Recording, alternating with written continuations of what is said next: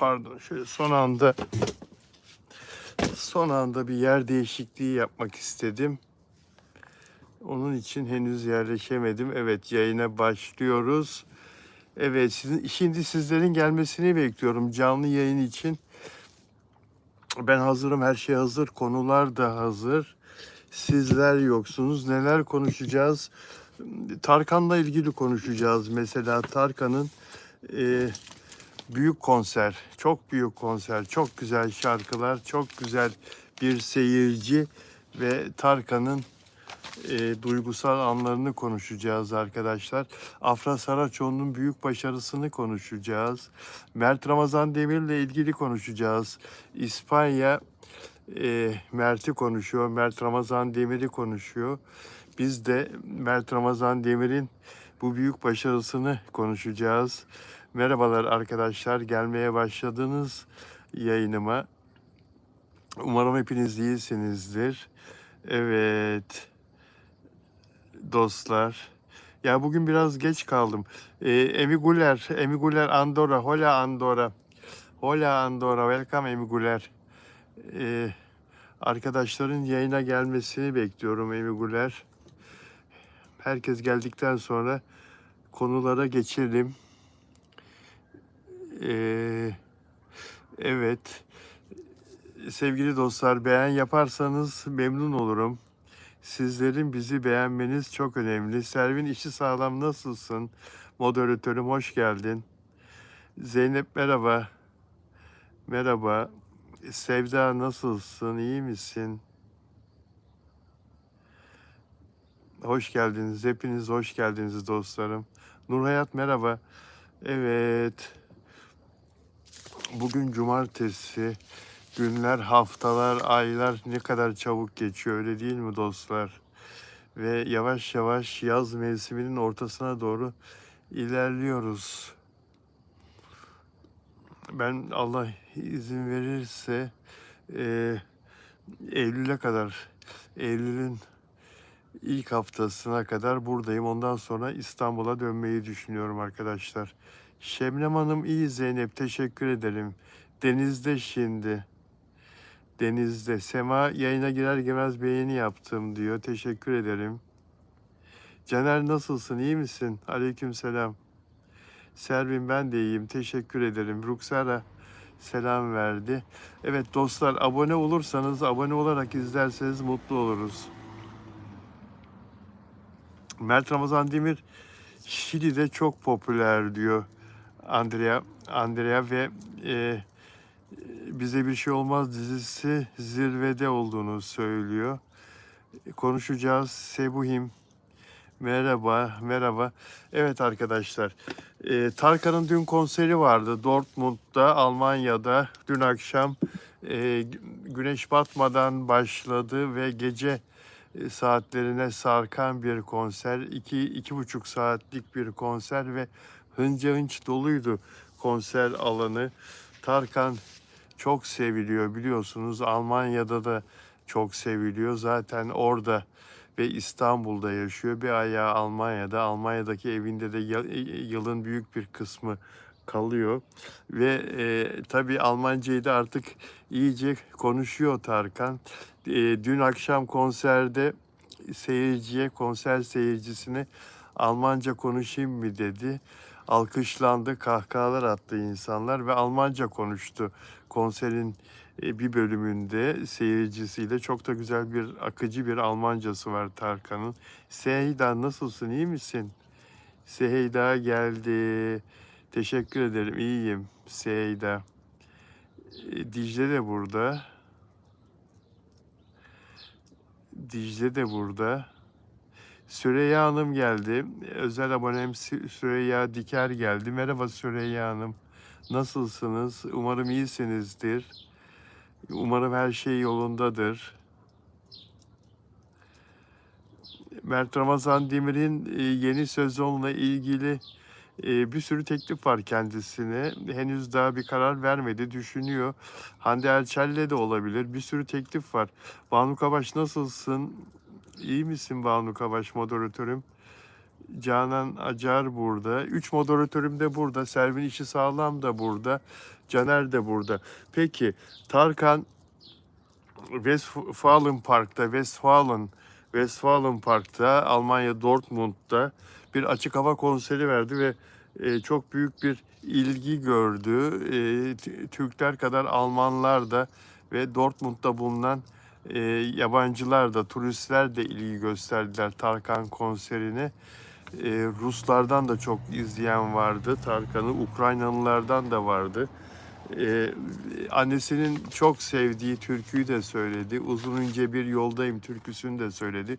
Geçen sene annesini kaybettiğinde Tarkan, Mart ayı olabilir vefat ettiğinde, annesi Neşe Hanım, Neşe Tevetoğlu, Tarkan da Almanya turnesindeydi ve annesini İstanbul'da defnettikten sonra, toprağa verdikten sonra bir hafta kadar sonra Almanya'ya geri döndü. Stuttgart'ta konseri vardı, ertelenen konser. Ve o konsere çıktı annesinin vefatından bir hafta 10 gün sonra, 2 hafta sonra belki. Konsere annesinin en çok sevdiği eser olan Uzun İnce Bir Yoldayım türküsüyle başladı. Aşık Veysel'in. Allah rahmet eylesin Aşık Veysel'e de, Tarkan'ın annesine de. Ve Uzun ince bir yoldayım türküsünü söylerken Tarkan başladı ağlamaya, hüngür hüngür ağlıyor. Hatırlarsınız o görüntüyü, sahnede Tarkan'ın ağladığı görüntüyü. Hepimiz çok duygulandık, çok etkilendik tabii. Daha sonra konsere ara verip de kulise gittiğinde orada da ağladığını söylediler Tarkan'ın. Kolay değil tabii. Şimdi o annesinin vefatının üzerinden 15-16 ay geçti ve yine Almanya'da konser veriyor Dortmund'da dün akşam. Uzun ince bir yoldayım türküsünü konserin arasında söyledi. Annesinin en sevdiği türküyü. Ağlamadı. Bu kez ağlamadı. Bu kez çok duygulu olduğunu, çok duygulandığını bize hissettirmedi Tarkan. Ben de şöyle bir video çektim. İnsanlar her acıya alışıyor be dostlar. İnsanoğlu en büyük acılara dahi zamanla alışıyor, öyle değil mi? Zamanla ilk günlerinde perişan olduğumuz, buna nasıl dayanacağım dediğimiz acılara zamanla katlanıyoruz. Zamanla tabii ki anne özlemi, hasret, anneye olan sevgi hiç azalmıyor. Özlem daha da çoğalıyor. Ama Allah acılarla baş etmemize yardımcı oluyor. Bir şekilde hayat devam ediyor. Unutmuyoruz elbette, hiçbir zaman unutmuyoruz. Unutmak mümkün değil. Her an bir şekilde hatırlıyoruz tekrar. Önemli olan onlara layık bir evlat olabilmek, anneye babaya layık insanlar olarak hayata devam edebilmek ve onlara karşı her zaman dua etmeye devam etmek, hatırladıkça dua etmek, ölen annenin, babanın, büyüklerin arkasından. Öyle değil mi arkadaşlar? Bir şekilde hayat devam ediyor. Tarkan'ın konseri şahaneydi. Konserden videoları paylaştım. Daha da paylaşacağım. Yayından sonra da paylaşacağım. İlginç videolar var. İzlemenizi tavsiye ediyorum. Beğen yapmayı unutmayın. Beğen yaparsanız mutlu olurum. Sizlerin beğen yapması izlediğiniz videolarımıza bizler için çok önemli. Ve abone olarak izlerseniz de, abone olursanız da mutlu oluruz dostlar. Abbas teşekkür ederim. Sen nasılsın? İyi misin? Arzu'yla yarın yapacağız. Pazar günü yapacağız ya yayın. Arzu'yla pazartesi, perşembe yapıyoruz. Geçen perşembe yapamadık Arzu'yla. Arzu'nun bir işi çıktı. Yapamadık. Nurhayat yaptık diyor, like yaptı diyor. Abbas iyi olduğunu söylüyor. Peki. Rica ederim Abbas. Evet arkadaşlar. Tarkan başka. Tarkan başka. Tarkan şarkısında sen başkasın diyor ama asıl o başka. Ya o kadar çok müzik yapan insan var. Şarkı söyleyen var. O kadar çok yeni çıkan gençler var. Aralarında sevdiklerimiz de var, beğendiklerimiz de var elbette. İyi ki çıktın, iyi ki şarkı söylüyorsun dediklerimiz de var. Yenilerin yanı sıra yıllardır beğeniyle dinlediklerimiz de var. Sahnede izlediklerimiz de var ama Tarkan'ın yeri bir başka dostlar. Öyle değil mi? Tarkan'ın kibarlığı, Tarkan'ın centilmenliği, Tarkan'ın hiçbir zaman kasılmaması, ego yapmaması, kibirlenmemesi, mütevazı bir insan olarak onca şöhretine rağmen alçak gönüllü bir insan olarak hayatını yıllardır aynı şekilde devam ettirmesi çok değerli. Çok değerli. Ben bir zamanlar Tarkan'ı çok eleştiriyordum. Onun çok daha başarılı olmasını istiyordum. Onun çok daha güzel şarkılar yapmasını istiyordum. Bazen bazı albümlerinde hayal kırıklığına uğratıyordu beni ve bazı hayranlarını. O zaman eleştiriyordum mesela. Ama ondan sonra Tarkan'a hak vermeye başladım ya. Ya ben Tarkan'ın en mükemmel şarkılarını çok sevdiğim için sayısız böyle çok mükemmel şarkıları var. Her yaptığı şarkının öyle olmasını istiyorum ama bu mümkün değil elbette. Sadece Tarkan için değil, dünyada hiçbir şarkıcı için mümkün değil. Her yaptığı şarkının, bestelediği şarkının mükemmel olması. Bundan dolayı eleştirilerin bazen dozunu kaçırıyordu, bazen çok ağır eleştiriler de yapıyordum. Ama artık Tarkan'ı hiçbir şekilde eleştirmiyorum. Onun mümkün olduğu kadar yaptığı güzel işleri takdir ederek onunla ilgili paylaşımlar yapmaya gayret ediyorum. Çünkü zaten yapabileceğini yaptı Tarkan. Onun kadar güzel işler yapan başka pop sanatçısı yok şu anda. Sezen Aksu diyeceksiniz. Evet, kadınlarda Sezen Aksu, erkeklerde Tarkan. Peki, oyuncu Sinem Ünsal, Uzakşehir dizisinin göz bebeği, oyuncu Sinem Ünsal oyuncu sevgilisi Berk Cankat'la tatilde ve uzak doğudalar, Japonya'dalar. Oradan paylaşımlar yapıyorlar. Kyoto şehrindeler, Japonya'da. Kyoto şehrindeler. Ben bayılıyorum bunların ilişkisine. Berk Cankat'la yıllardır beraberler ve birbirlerine sevgiyle, saygıyla yaklaşıyorlar her zaman. Sinem Ünsal'la Berk Cankat.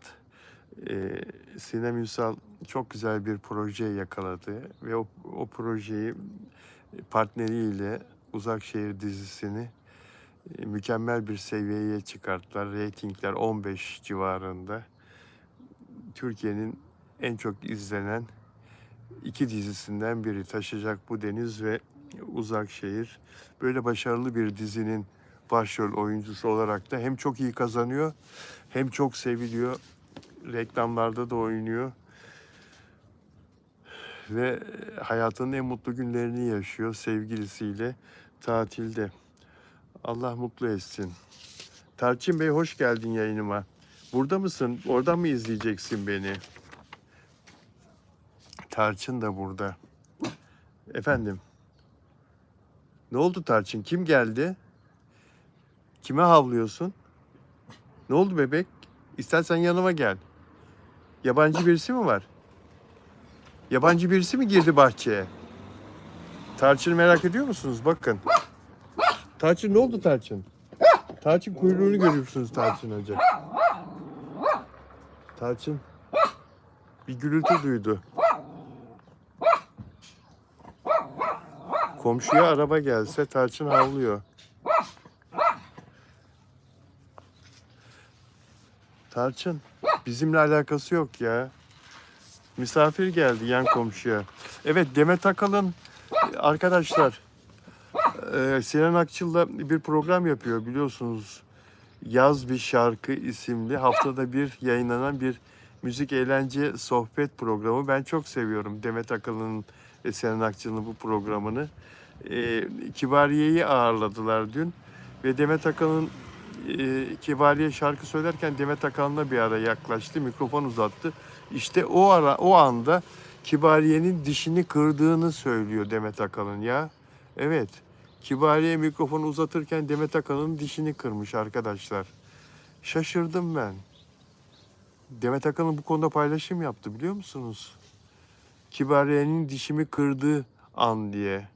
Şaşırdım, şok oldum. Çok geçmiş olsun Demet Akalın. Demet Akalın bu arada çok güzel bir şarkı çıkardı. Çok güzel bir şarkı. Dinlediniz mi? Dün çıktı şarkısı.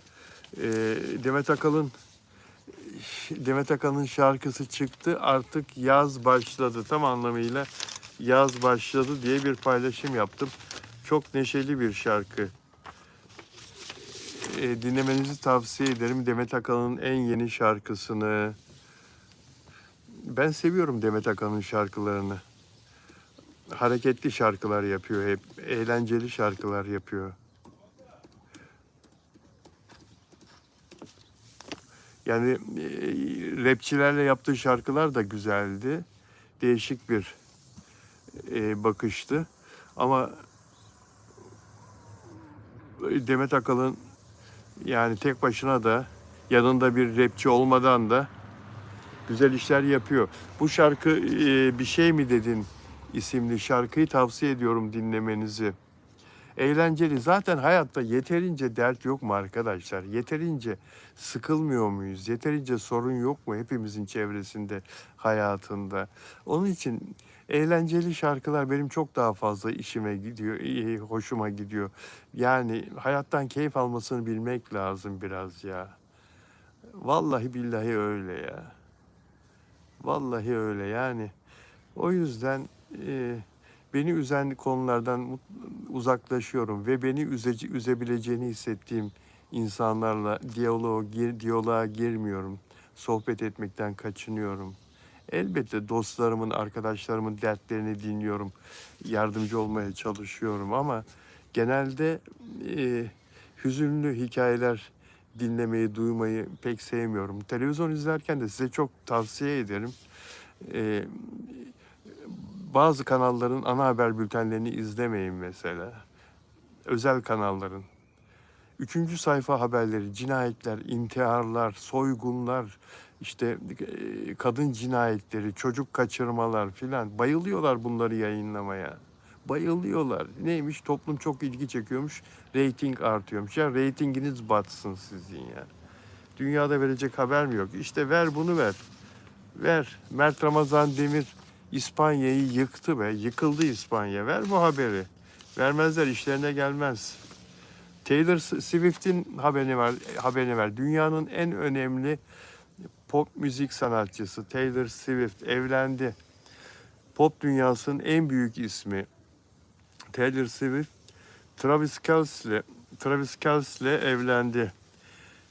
Ünlü NFL oyuncusu, Amerikan futbolu oyuncusu Travis Kelce Amerika'da, New York'ta evlendi arkadaşlar. Ben Taylor Swift'in hayranıyım. Yani çok büyük şöhretli, çok başarılı, çok iyi şarkı söyleyen bir kadın olmanın ötesinde son derece mütevazı, yardımsever, kalbi iyilik için çarpan, ayakları yere basan, egosuz, kibirsiz bir insan Taylor Swift. Hakikaten öyle. Allah da böylelerine para veriyor. Dünyanın bugüne kadar en büyük kazanan, en çok kazanan şarkıcısı. 2 milyar dolar serveti var arkadaşlar. 2 milyar dolar. Say bitmez. Kocası Amerikan futbolunun hani böyle birbirlerini yıkıyorlar ya sahada, böyle elips şeklinde, yumurta şeklinde bir topun peşinde koşuyorlar.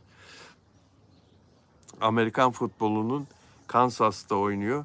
En çok kazanan oyuncularından biri kocası ve en ünlü oyuncularından biri.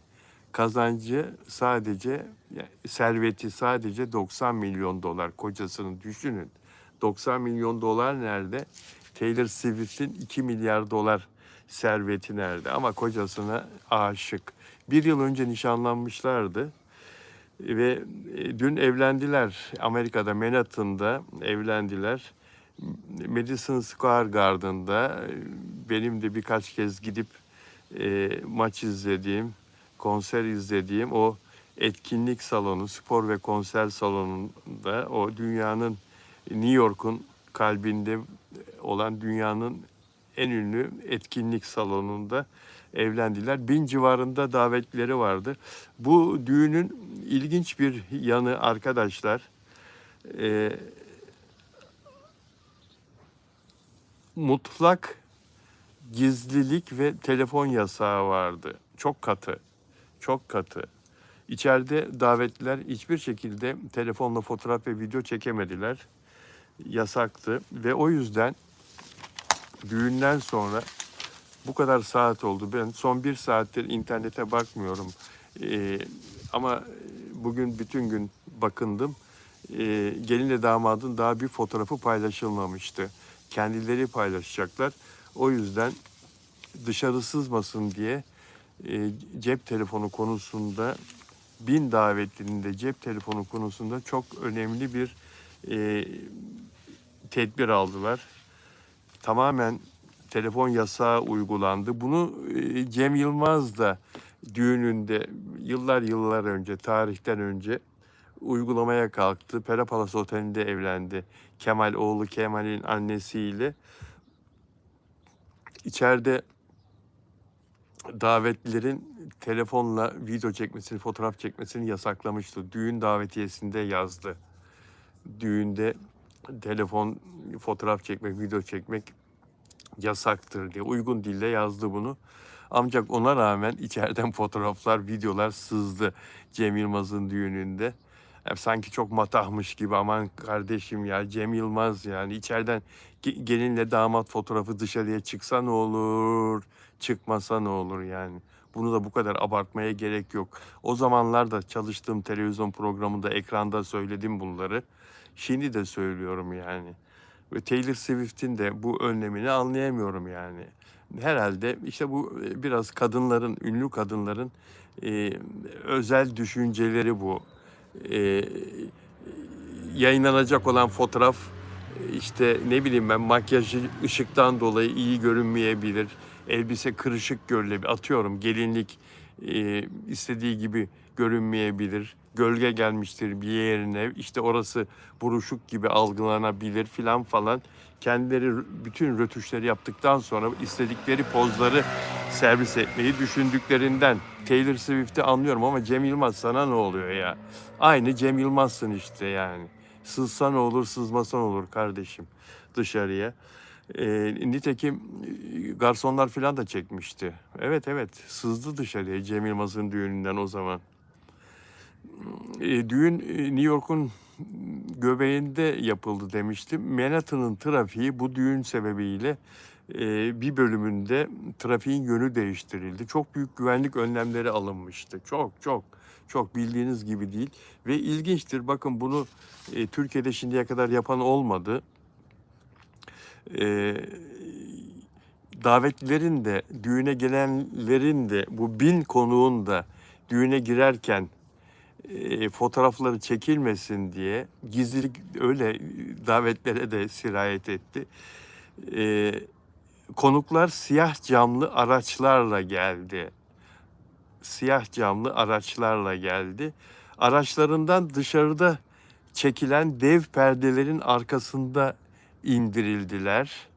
Tabii kibarca kapılar valeler tarafından açıldı ve salona öyle giriş yaptılar. Dev perdelerin arkasında, yani dışarıdaki medya mensuplarının, kameraların göremeyeceği yerde indirildiler dev perdeleri. Bu nedenle tek bir gelin, damat ve konuk fotoğrafı içeriye girerken ve içeride çekilemedi. Sosyal medya ve basına düşmedi. Ve kutlamalar için efsanevi Empire State binasında New York'un en eski gökdeleni özel olarak Taylor Swift'in onuruna açık mavi aydınlatma yapıldı. Açık mavi rengin önemi Amerikan kültüründe, Amerikan geleneklerinde mavi renk evlilikte sevgiyi, sadakati ve iyi şansı temsil ediyor arkadaşlar. Onun için o dev gökdelen açık mavi renkte aydınlatıldı. Taylor Swift'e ve kocasına mutluluklar, mutluluklar. Darısı Mert'le Afra'ya dedi. Süreyya Hanım golü attı. Darısı Mert'le Afra'ya inşallah. Amin, amin, amin diyor özel abonem Süreyya Diker. Katılıyor musunuz Süreyya Diker'in bu temennisine? Bak baba yazıyor. Lalezar da katılıyor. Lale Arzu pardon. Afra ve Mert düğünü için çok amin, amin, amin diyor. Evet. Dostlar. Mert Ramazan'ın İspanya'dan dostlar paylaşıyorlar. İspanya'dan beni çok takip eden var. Sizleri de takip ediyorlar. Artık yani hepimizi takip ediyorlar. Dünyanın her yerinden diziler, Türk dizilerini izleyen kişilerle arkadaş oluyoruz. Birer ikişer. Sağ olsunlar. Çok güzel paylaşımlar yapıyorlar. Bizlerin paylaşımlarına beğen yapıyorlar. Sorular soruyorlar. Bazen biz onlardan bazı gelişmeleri öğreniyoruz. Mesela şimdi İspanya'da Disney Plus'ta Bize Bir Şey Olmaz dizisi yayınlanmaya başladı ve İngilizce adıyla Nothing Happens to Us. Nothing Happens to Us. Bu platform tarafından İspanya'da gösterime sunuldu. İspanya'daki Mert'in hayranları İspanya'da sosyal medyayı ayağa kaldırdılar. Aman efendim ne paylaşımlar, ne tweetler, ne hashtagler. Mert Ramazan Demir'i o kadar çok seviyorlar ki ve Afra Saraçoğlu'nun da binlerce fan hesabı var. Mert için ve Afra için. Binlerce hesap var. Biliyorsunuz Yalı Çapkını orada Antena 3 kanalında Una Nueva Vida adıyla yeni bir hayat adıyla gösterilmişti ve yıkılmıştı. Nereye yıkıldı? Yıkılan ne? Yıkılan rating tablosu İspanya'da Yalı Çapkını gösterildiği akşamlarda İspanya'da reytingler alt üst oluyordu. Bütün diğer yapımlar Yalı Çapkını'nın arkasında kalıyordu.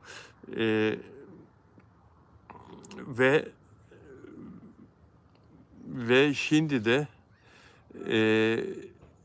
Bize Bir Şey Olmaz'ın Disney Plus'ta İspanya'da gösterime girmesiyle birlikte çok büyük bir sevinç yaşıyor Afra ve Mert hayranları. Afra yok dizide, evet. Afra yok ama Miray Daner'le oynuyor ama Mert Ramazan Demir'i görmekten ve onu izlemekten çok mutlular.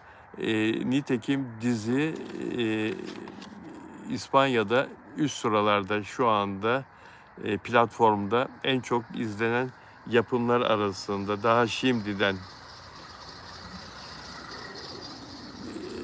İspanyollar, dünya üzerinde İspanyolca konuşan diğer ülkelerin halkları da, milletleri de sayabildiğin kadar çok fazla ülke var biliyorsunuz.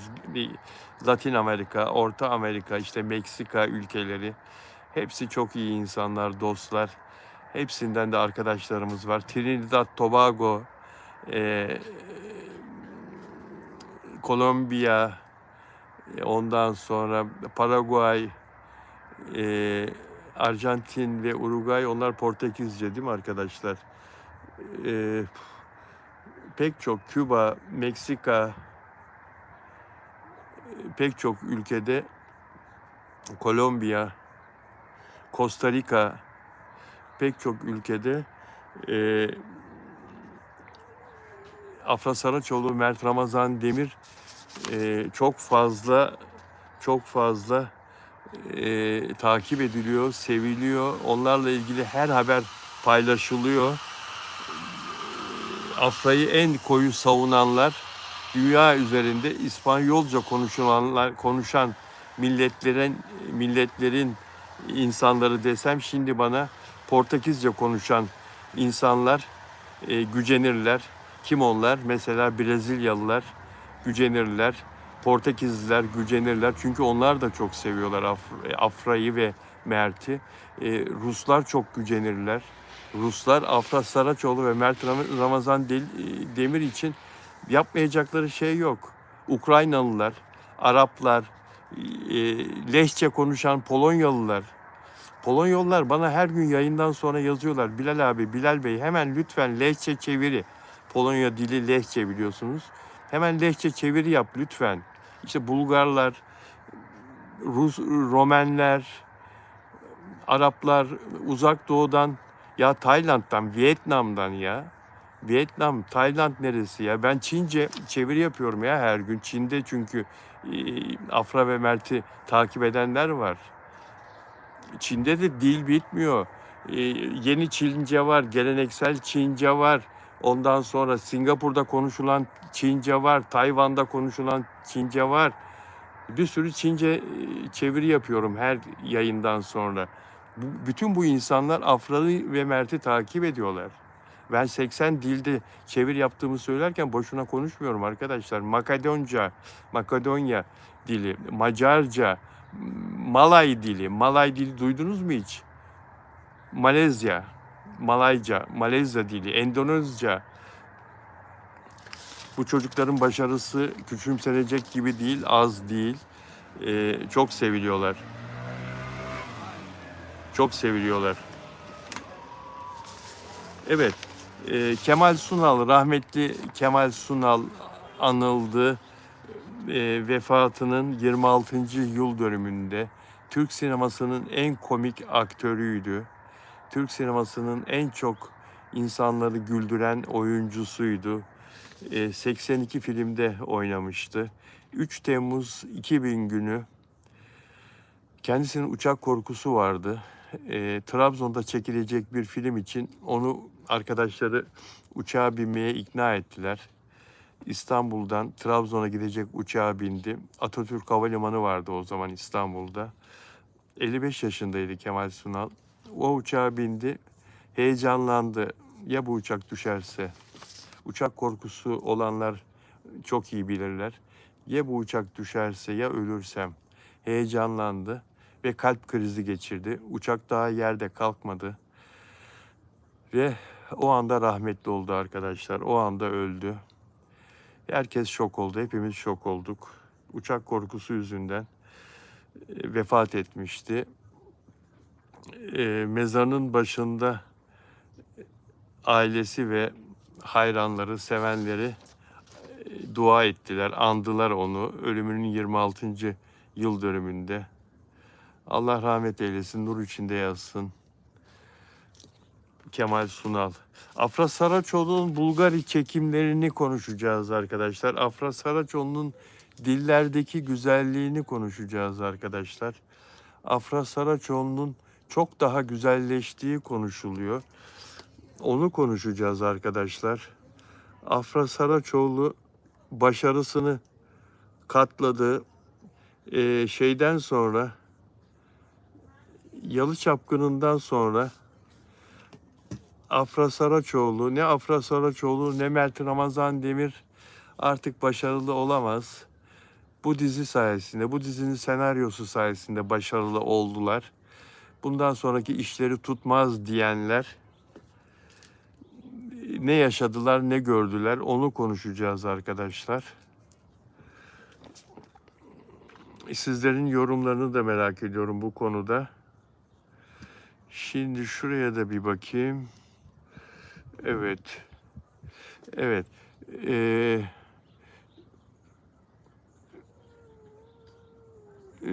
Saf Masum Ferit çok daha güzel ve iyiydi. BBU'yu açık bulan arkadaşlar var. Bize bir şey olmazı.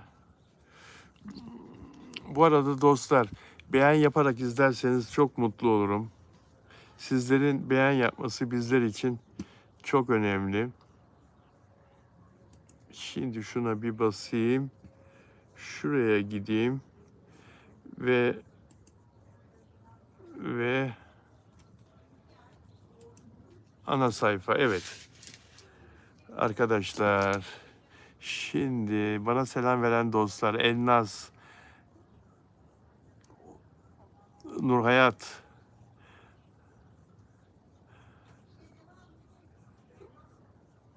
evet, teşekkür ederim.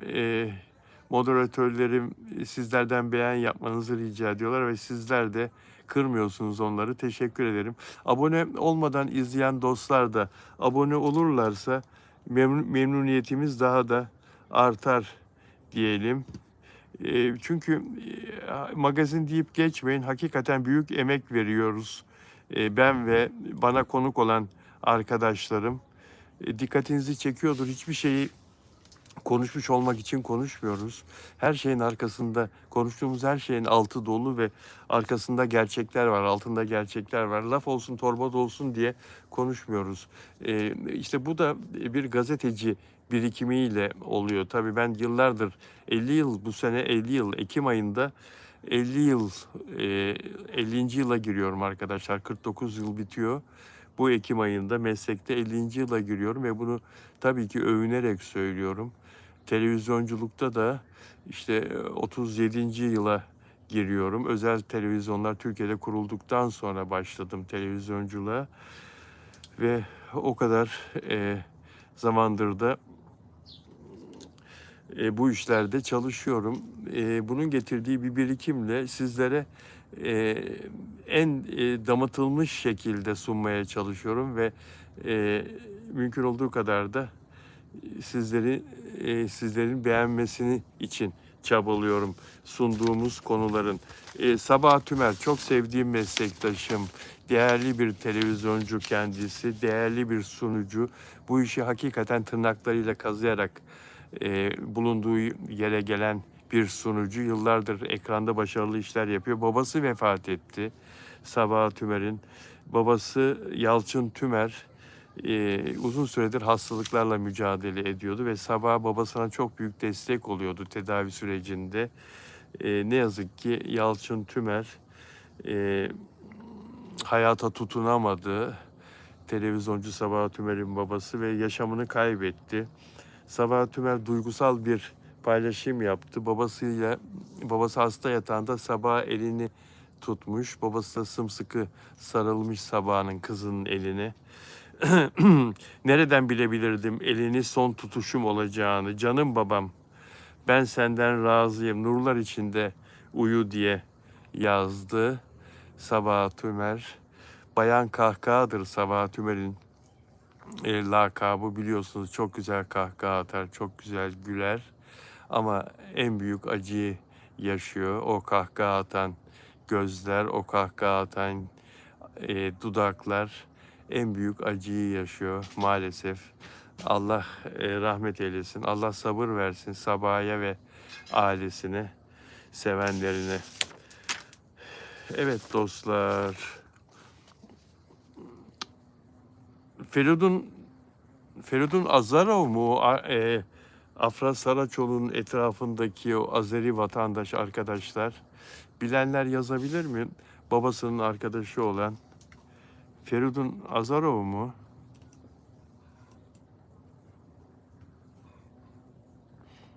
Sabah Afra Saraçoğlu'nun yanındaki, babasının yanındaki arkadaşlar. Süreyya Hanım, çok teşekkür ederim. Çok naziksiniz. Aykut Ogen 350. Mert Afra'yı bırakmaz, yine barışırlar inşallah. Peki. Rahim selam verdi. Aleykümselam Nurhayat. Zor işte, zor. Akobir Azamoviç. Peki bu Feridun Azarov kim? Feridun Azarov kim? Feridun Azarov'un bir paylaşımı var. Afra Saraçoğlu tenis oynuyor. Bir bayan arkadaşı, karşılarında 2 tane erkek var. Gördünüz mü onu? Akobir'in abisi mi? Bunlar sülalece mi Afra'nın etrafında Afra ile beraber geziyorlar? Amerika'da, Washington'da. Abisinin ne işi var orada? Akobir Azamoviç. babasının arkadaşı olan Feridun Nazarov da abisi Akobir'in, öyle mi?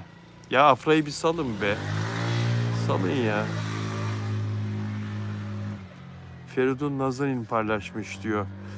Yani Afra mutluysa, Afra Saraçoğlu orada keyif alıyorsa Washington'da, tabii ki bize izlemek düşer, takip etmek düşer, güzel güzel yorumlar yapmak düşer. Ama yani biz Afra Saraçoğlu'nu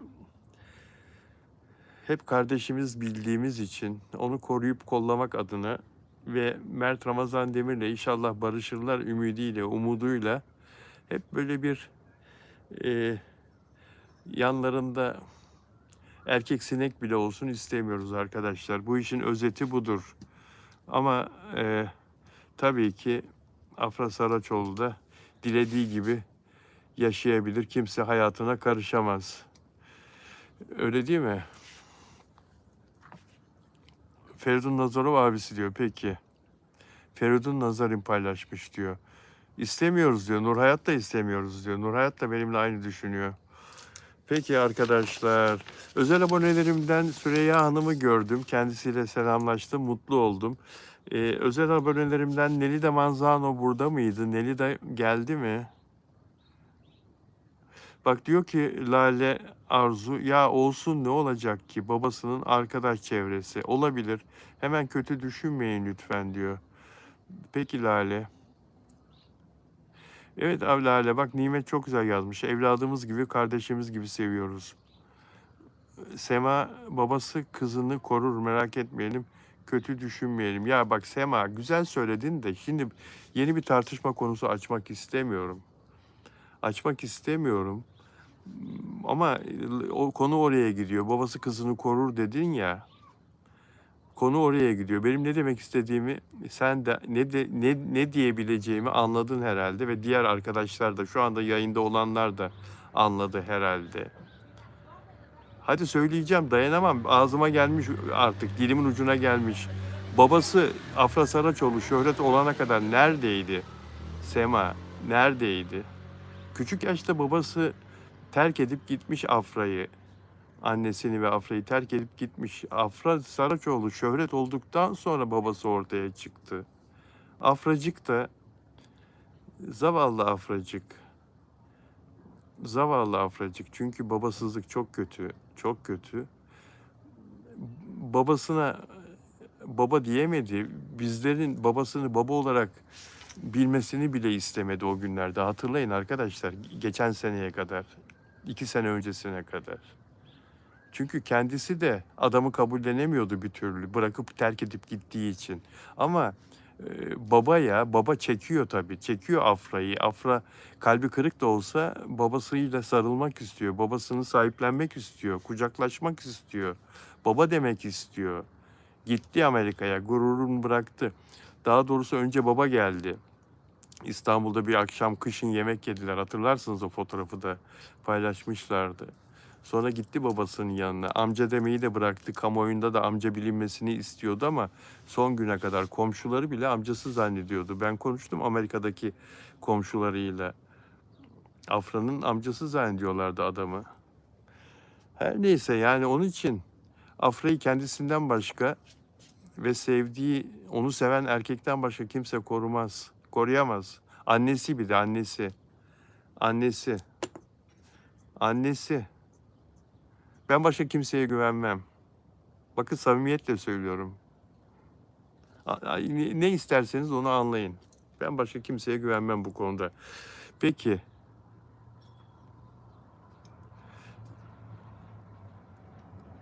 Nisa merhaba. Nimet Çalık doğru söylediğimi söylüyor. Teşekkür ederim Nimet. Afra çok zeki, cesur. Kabul ediyorum. O kendisini korur diyor. Tamam, kabul ediyorum. Kabul ediyorum. Ama da çok da duygusal, unutma. Çok da duygusal. Banu Kavaş çok doğru söylüyorsun Bilal abicim diyor. Sağ ol Banu'cum. Nelida Manzano yoktu değil mi burada arkadaşlar? Arjantin'den. Delfina Dimasio. Ha bu arada Delfina Şili'den ya oradan aklıma geldi. Delfine'ye de buradan selam olsun. Lydia geldi. Lydia geldi. Bonjour Lydia. Lydia geldi. Lydia bonjour. Bonjour Lydia. Fransa'dan özel abonem Lydia geldi. Lydia hoş geldin. Welcome Lydia. Bonjour. Ee, soracağımı nasıl da biliyor. Hemen bak sormadan geldi. Lydia nerede diyecektim. Geldi Lydia özel abonem. Lydia zaten gün boyu karşılaşıyoruz Lydia ile. Twitter'da karşımıza çıkıyor. Instagram'a beğen yapıyor, geliyor, yorum yapıyor, soru soruyor. Ben bazen onun yorumlarına cevap veriyorum. Lydia. Özbekistan'a çok selamlar. Lydia çok iyi diyor. Teşekkür ederim diyor. Ben teşekkür ederim Lydia. İzzet Kartal Rusya'dan selamlar sevgiler sonra nasılsın abim diyor. İzzet sağ ol canım benim. İzzet teşekkür ediyorum güzel kardeşim.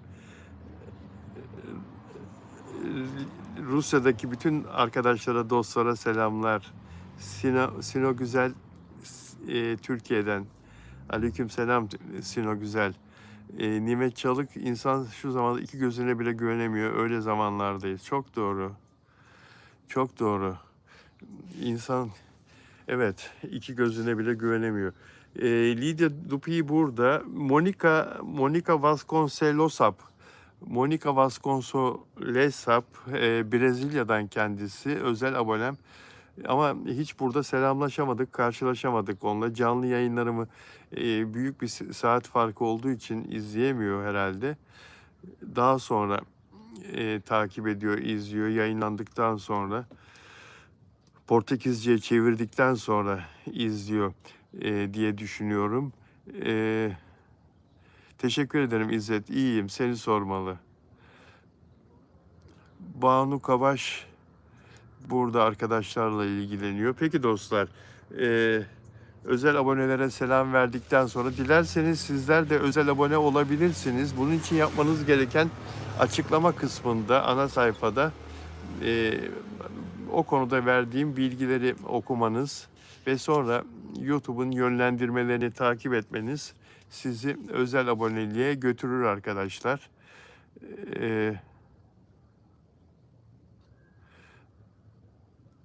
Elif Nur Çetin bugün teksin diyor. Evet, yani her gün arkadaşları sıkmak da olmaz Elif Nur. Cumartesi günlerini genellikle tek yapıyorum. Cumartesi günlerinde partnerim yok. Daha evvel Onur Akay vardı. Fakat Onur'un işleri çok yoğun olduğu için şimdi de ailece tatile çıktılar Onur Akay. Bu cumartesi bugün ailece 2 haftalık bir tatile çıktılar. Mersin, Antalya, Kaş, işte Datça, Marmaris, Bodrum, İzmir, Ayvalık, Yunan adaları dolaşacağını, bakın nasıl saydım, dolaşacağını söyledi. İzzet geçmiş olsun kardeşim. İyi değilim ama iyi sayılır diyor. Tedavi görüyorum diyor. İzzet çok geçmiş olsun kardeşim. Allah şifa versin. Nimet Çalık sizi severek izliyorum. Her şeyi sizden duyuyoruz diyor. Teşekkür ederim Nimet. Sağ ol. Evet, Afra Saraçoğlu'na döneceğim arkadaşlar. Oyuncu Ece İrtem 35 yaşında vefat etti. İzmir'de annesiyle beraber yaşıyordu biliyorsunuz. İstanbul'a setlere gelip İzmir'e, memleketine dönen bir oyuncu kardeşimiz 35 yaşında vefat etti. Ani vefatıyla hepimizi şaşırtmıştı, herkesi şaşırtmıştı. Vefatına ilişkin Adli Tıp Kurumu ön raporu hazırlandı. Raporda ölüm nedeni kalp krizi olarak değerlendiriliyor. Soruşturmada bu Tayland seyahatindeydi. Ölmeden 5 gün önce Tayland gezisinden dönmüştü İzmir'e, Türkiye'ye. Tayland'a tatile gitmişti. Orada onu maymun ısırmış. O maymunların ısırığı da ölümcül olabiliyormuş. Organ yetmezliğine varıncaya kadar rahatsızlık yaratabiliyormuş maymun ısırıkları. Soruşturmada Tayland seyahatindeki maymun ısırması iddiası ile sepsis ihtimali ve kollarındaki yara izlerinde çok yönlü olarak araştırıldığı belirtildi. Yani bu ön rapor kalp krizi, ama kalp krizine sebep olan başka nedenler de olabilir mi diye araştırmalar devam ediyor arkadaşlar. Allah rahmet eylesin Ece İrtem, oyuncu, güzel bir hanım. Dostlarının, arkadaşlarının çok sevdiği bir insan. Aramızdan ayrıldı maalesef. Peki Çağan Efe Ak'ı ben beğeniyorum oyunculuğunu ve çok insan beğeniyor. Daha 17 dizisi pazar akşamlarını insanlar iple çekiyorlar şimdi. 6. bölüm yayınlanacak yarın akşam. Çağan Efe Ak'la yapılan bir röportaj var. Hürriyet gazetesinden gazeteci sevgili Hakan Gence çok başarılı röportajlar yapıyor ünlülerle Hakan Gence. Çağan Efe Ak'la da hem YouTube için hem Hürriyet gazetesi için bir röportaj yapmıştı. O röportajdan bazı bölümleri dün söylemiştim. Bugün de Çağan Efe Ak'ın bir düşüncesini, bir fikrini sizlerle paylaşmak istiyorum arkadaşlar. Ben diyor sosyal medya üzerinden flörtleşmeye karşıyım diyor Çağan Efe Ak, 19 yaşında. Instagram'dan, DM'den yazışarak o tarz şeyler konuşmanın taraftarı değilim diyor. Yani bu özel hayatla ilgili görüşmelerin kızlarla Instagram'dan, DM'den yazışarak olmasına taraftar değilim diyor. Bu bana çok yapay geliyor. O işler yüz yüze olur diyor Çağan Efe Ak. Çağan Efe Ak'a mutlaka DM'den çok yazan vardır. Olmaz mı? Çok yazan vardır kızlardan. Çok binlerce vardır yazan. Ne kadar çok seviliyor, ne kadar çok beğeniliyor. Öbür çocuk da öyle. Rol arkadaşı Ata Yaşat da öyle. Teoman'ı canlandıran Çağan Efe Ak Aras'ı canlandırıyor. Ve Ceren Ayruk'la Leyla'yla aralarında birbirlerini iten bir sevgi bağı var. Birbirlerini reddeden, daha doğrusu Ceren Ayruk'un canlandırdığı Leyla yaklaşıyor Aras'a da, Aras'ı çok istiyor da Aras onu itiyor ama Aras da onu seviyor. Sevdiği fikrindeyim. Enteresan şimdi Çağan'ın hayata bakışı, ilişkilere bakışı. Ben onun yaşının çok genç olmasına veriyorum. Artık evlilikler bile sosyal medyada tanışarak yapılıyor. Sevgili Çağan'a bunu söylemesi lazım büyüklerinin. Sosyal medyada insanlar tanışıyorlar, flörtleşiyorlar, sözleniyorlar, nişanlanıyorlar, ayrılıyorlar, sosyal medyada tanışıp evleniyorlar. Yani hayat o kadar hızlı akıyor ki ve sosyal medya o kadar çok hayatımızın içinde ki her yerimizde. Dolayısıyla yani internette tanışmak artık sıradan. İlişkilerin internette kurulması sıradan ve çok daha fazla hızlandırıyor insanların birbirleriyle tanışmasını, her anlamda tanışmasını. Sadece flört olarak bakmayın. Her anlamda insanların görüşmesini, yaklaşmasını, iş görüşmeleri olsun, işte ticaret olsun, başka her şey, okul eğitimi olsun, her şey yani internet üzerinden oluyor. Çağan Efe Ak biraz annelerimiz, babalarımız, anneannelerimiz, dedelerimiz gibi düşünüyor. Neredeyse görücü usulü evlenmek isterim diyecek Çağan Efe Ak. Ancak en güzeli onun söylediği elbette. Yüz yüze tanışmak, yüz yüze görüşmek, yüz yüze konuşmak, yazışmanın ötesinde. Ancak bu kadar yoğunlukta, hayat bu kadar hızlı akıp giderken, oradan oraya yetişmek mecburiyetindeyken insanlar ve ellerinin altında onları yapışık bir şekilde duran telefonlar varken insanlar pek çok şeyi yazışarak hallediyorlar. Artık yakınlaşmalar bile telefon üzerinden oluyor. Yani Çağan Efe Ak çok temiz bir çocuk belli. İzlemedim diyor. Nurhayat izle.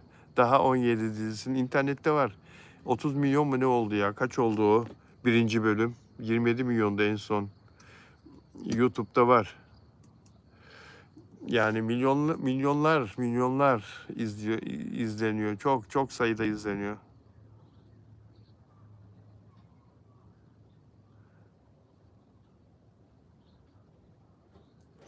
Evet. Lidya gülüyor. Lidya niye gülüyorsun? Dicle'ye gülüyormuş. Poyraz Afra Saraçoğlu aşkım var evet diyor. Peki Afra Saraçoğlu'nun Bulgari pozları çok güzel yıkılıyor. Yıkılıyor. Bu yayının adı da Magazin Yıkılıyor, haberiniz olsun. Afra Saraçoğlu'nun Bulgari çekimi pozları çok güzel arkadaşlar. Sosyal medyada Afra Saraçoğlu'nun her yaştan pozları yer alıyor. Biliyorsunuz değil mi? Her yaştan paylaşılıyor. İnsanlar bir duruyor bir ara, bir bakıyorsunuz annesi bir şey paylaşıyor. Afra Saraçoğlu'nun bir gençlik fotoğrafı, bir çocukluk fotoğrafı paylaşıyor. Hayda! Bu sefer fanlar da başlıyorlar Afra Saraçoğlu'nun çeşitli yapımlardaki fotoğraflarını, setlerdeki fotoğraflarını paylaşmaya. Onur Akay diyor ki ben diyor Afra Saraçoğlu'nu diyor bebek arabasından beri tanıyorum diyor. Onur çok tatlı ya. Onur Akay çok tatlı. Ben diyor şarkı söylerken sahnede annesi beni izlemeye gelmişti. Afra Saraçoğlu'nun bebek arabasındaydı diyor. Annesiyle gelmişti diyor. En ön masada oturmuşlardı diyor. Afra bebek arabasında uyuyordu diyor. Onur Akay. Ben o zamandan tanıyorum diyor. Onu da şimdi hatırladım, söylemek istedim. Afra Saraçoğlu'nun o eski fotoğrafları da ne kadar güzel değil mi? Güzelliği gittikçe gelişerek devam ediyor Afra Saraçoğlu'nun. Hep güzel. Afra her zaman güzeldi. Şimdi daha olgunlaştı ve tüm hatları oturdu haliyle. Değil mi arkadaşlar? Yüz hatları yaş aldıkça e, güzelliğinden hiçbir şey kaybetmedi Afra Saraçoğlu'nun. Ufak tefek estetik dokunuşları da yaptı. Şimdi ben onu ufak tefek diyorum ama burada aranızda anti varsa ha ha ha ha diyecek antiler varsa ufak tefek olur mu ya? Burnunun ucunu hafifçe böyle kaldırmış. Ondan sonra çenesini hafifçe böyle uzatmış. Buralarını törpületmiş. Yanakları tombişli biraz düzelttirmiş. Göz kapaklarını biraz gözlerini çok daha güzel yapmış. Daha böyle çekik, daha böyle badem göz yaptırmış. Göğüslerini hafif toplatmış. Dudaklarına da bir şeyler koydurmuş. Doğrudur, bunların hepsi olmuş ama altyapısı olmasa bunların hiçbiri yakışmazdı Afra'ya. Altyapısı mükemmel olduğu için, güzelliği mükemmel olduğu için, Allah vergisi olan güzelliği, bu ufak dokunuşlar onu daha da güzel yaptı. Çok daha muhteşem bir kadın haline getirdi. Altyapısı olmayan kadınları biliyoruz, görüyoruz arkadaşlar. Estetik operasyonlarla güzelleşme çabasına giriyorlar. Yaptırdıkça yaptırıyorlar, yaptırdıkça yaptırıyor. Hiçbir şey olmuyor. Daha da çirkinleşiyorlar. Görüyorsunuz değil mi? Ne kadar çok var öyle. Ya ünlülerden de var. Ünlülerden de var. Güzel değil, kendisini güzel zannediyor. Estetik operasyonlar yaptırıyor. Parası çok. Parası çok. Yaptırıyor estetik operasyonlar, olmadı bir daha yaptır. Olmadı bir daha. Ya Allah Allah, altyapın yok ki. Niye yaptırıyorsun bu kadar çok estetik operasyon? Seni tekrar mı yaratacak doktor, estetik doktoru? Yani Allah vergisi bir güzelliğin olacak ki onun üzerine ufak dokunuşlar yaptıracaksın. Yani ben estetiğe karşıyım ama burada Afra Saraçoğlu'na bir şey diyemiyorum. Afra Saraçoğlu'nun estetik operasyon yaptırması gerektiğini İlk söyleyen gazeteci, tek söyleyen gazeteci benim. Hangi konuda olduğunu beni iyi tanıyanlar, iyi seyredenler, eskiden beri seyredenler bilirler. Göğüsleriyle ilgili Yalı Çapkını zamanında bir pozlar vermişti. Bir mayo çekimi miydi? Bir reklam çekimi miydi? Arkadaşlar burası böyle dümdüz gibi gözüküyordu mayonun altında, hatırlayın. Demiştim ki ya sen e, hayatını görünüşünle kazanıyorsun Afra. Yanlış anlama benim söyleyeceğimi. Hayatını, paranı görünüşünle, fiziğinle kazanıyorsun. Yani oyunculuk tabii bir görünüş gerektirir. Reklam filmlerinde, reklam tanıtımlarda da yer alıyor. Görünüş çok önemli. Onun için dedim hafif göğüslerini kadın gibi olsun, belli et. Biraz hafif Estetikte şişit o göğüslerini demiştim. Vay efendim, sen ne karışırsın, sen kimsin, terbiyesiz filan, kıza neler söylüyor filan. Beni nasıl linçlediler? Gelinen noktada ne oldu? Kim haklı çıktı? Sizi mi dinledi Afra Saraçoğlu, beni mi dinledi? Doğru bir tanedir, doğru bir tanedir. Bir tanedir doğru. Unutmayın. Afra Saraçoğlu çok güzel bir kadın, çok başarılı bir kadın ve çok akıllı bir kadın. Akıllı. O kimi dinleyeceğini, nasıl yol alacağını çok iyi bilir. Ve Afra Saraçoğlu'nun bu Bulgari çekimleri yayınlandı ya arkadaşlar. İtalyanların dev firması, İtalyanların göz bebeği firması Bulgari mücevher firması. İtalyanların dünyaca en meşhur firmalarından, övündükleri markalarından biri. Dünya üzerinde en çok övündükleri markalarından biri Bulgari'dir. İtalyanların moda devidir Bulgari aynı zamanda. Sadece mücevher değil, çok çeşitli ürünleri olan bir marka Bulgari. Ve Bulgari Türkiye'deki satışları, Kuzey Afrika'daki satışları, Orta Doğu'daki satışları Afra Saraçoğlu'nun işbirliği sayesinde müthiş yükseldi. Google trendlerde bile %400 arttı Bulgari aramaları, Bulgari ile ilgili paylaşımlar, Bulgari ile ilgili yazılanlar sosyal medyada %400 arttı. Çok büyük bir rakam, çok önemli bir rakam. Kadın nereye dokunsa ihya ediyor ya. İhya ediyor de facto. İhya oldu de facto. De facto her hafta yeni ürünler çıkarıyor. Her hafta yeni koleksiyonlar çıkarıyor. Batardı yani, bir firma her hafta yeni koleksiyon, yeni ürün, yeni üretim yapsa yeni batar. Ama her çıkardığı satılıyor arkadaşlar. Kapış kapış satılıyor. Stoklarda hiç mal kalmıyor. De facto. Dünya üzerindeki tüm mağazalarda Afra Saraçoğlu sayesinde.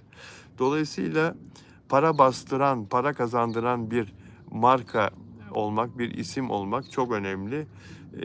Çok şükür ki Afra Saraçoğlu bunu yapıyor. Başka yapan oyuncularımız da var elbette. Kıvanç Tatlıtuğ bunu başarıyor. İç pazarda. İç pazarda. Hande Erçel bunu başarıyor. Hem iç pazarda hem de yurt dışında bunu başarıyor. Serenay Sarıkaya bunu başarıyor. Afra Saraçoğlu bunu başarıyor. Mert Ramazan Demir bunu başarıyor. 5. Bakın 6'yı sayamıyorum. 5. 5'in ikisi bizim çocuklar. Mert Ramazan Demir, Afra Saraçoğlu. Gerçek bizim çocuklar bu. Dünya Kupası'nda bizi rezil edenler bizim çocuklar değil. Kimin çocukları, ben karışmam ona. Karışmam ben. Kim ne derse desin. Bizim çocuklar Afra Saraçoğlu, Mert Ramazan Demir. Başarılarıyla övündüğümüz, gururlandığımız gençler. Evet. Ve bu gençlere Yalı Çapkını sonrası unutulur gider dediler arkadaşlar. Daha da başarılı oldular. Başarılarını daha da perçinlediler. Ve daha da güzelleştiler. Mert Ramazan Demir'in yakışıklılığını görüyor musunuz? Mert Ramazan Demir'de kaç tane yüz var ya? Kaç tane surat var ya? Kaç tane mimik var ya? Saçını öyle tarıyor, başka adam oluyor. Böyle tarıyor, başka adam oluyor. Arkaya tarıyor, başka bir adam oluyor. Mert Ramazan Demir. Taramıyor, dağınık bırakıyor, bambaşka bir adam oluyor. Allah vergisi güzellik var bunlarda ve Allah vergisi başarı var. Cemre Baysel'i de çok beğeniyorum. Ayça Ayşın'ı da, Cemre Baysel'i de çok beğeniyorum. Binbir surat Mert diyor Nur Hayat, ama iyi anlamda. Bir de gelinlik modelleri Merto. Peki dostlar, çok teşekkür ederim beni izlediğiniz için. Hadi şu beğen sayısını 100'e çıkarın lütfen. 94'te takıldı kaldı. Ve abone olursanız mutlu olurum arkadaşlar. Benim abone olarak izlemenizi rica ederim. Bize güç katarsınız. Abone olduğunuz zaman, bizim sayımız arttığı zaman daha çok çalışma şevki geliyor, daha çok çalışma isteği geliyor ve dostlarınıza tavsiye etmenizi rica ediyorum. Haftanın 7 günü yayın yapan tek magazin kanalı burası. Haftanın 7 günü her gün 1 saat, Allah izin verdiği sürece yayın yapıyorum dostlar. Günün gelişmelerini konuşuyoruz. Arkadaşlarımla yorumluyorum. haftanın 6 günü Onur Akay'la, Altuntaş'la, Arzu Altuntaş'la ve İpek Canbulat'ta yorumluyorum. Ve cumartesi günleri de ben tek başıma sizlerle birlikte oluyorum. Sizlerin bana çok şey kattığınızın farkındayım, biliyorum. İyi ki varsınız. Sizleri seviyorum. Görüşmek üzere.